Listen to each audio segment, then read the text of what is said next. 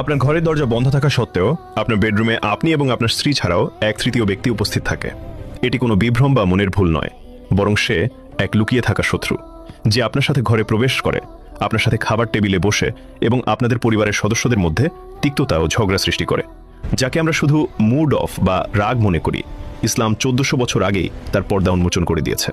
সেই তৃতীয় ব্যক্তিটি হল শয়তান। ইবলিসের বংশধরদের মধ্যে এক বিশেষ শয়তান আছে যার নাম মুফাসসিরগণ দাসিম বলেছেন।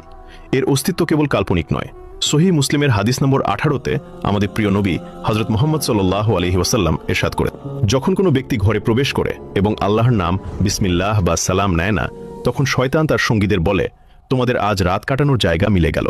আর যদি খাবার সময়ও বিসমিল্লাহ না বলে, তবে শয়তান বলে, তোমাদের থাকা এবং খাওয়া দুটোরই ব্যবস্থা হয়ে গেল। ইমাম মুজাহিদ এবং আল্লামা ইবনুল জাওজি রহমতুল্লাহ আলাই তাদের কিতাবে এটি বর্ণনা করেছেন।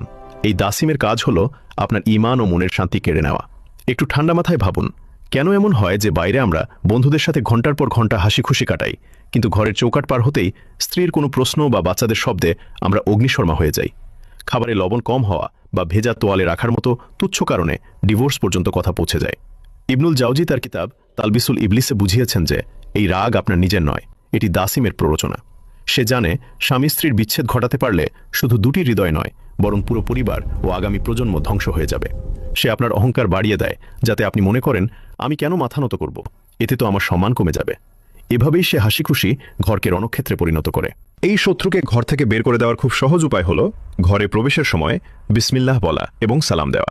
হাদিসে এসেছে, আল্লাহর নাম শুনলেই দাসিম নিরাশ হয়ে চিৎকার করে বলে, এখানে আমার থাকার জায়গা নেই, খাবারও নেই, এবং সেখান থেকে পালিয়ে যায়। দ্বিতীয়ত, যখনই রাগ আসবে সাথে সাথে বুঝবেন এটি সেই তৃতীয় শক্তির কারসাজি। তাই ঝগড়া না করে চুপ হয়ে যান অথবা আউযুবিল্লাহ পড়ুন। আজ থেকেই আপনার ঘরকে শয়তানের মেহমানখানা বানানো বন্ধ করুন। আল্লাহ আমাদের সবার ঘর রক্ষা করুন।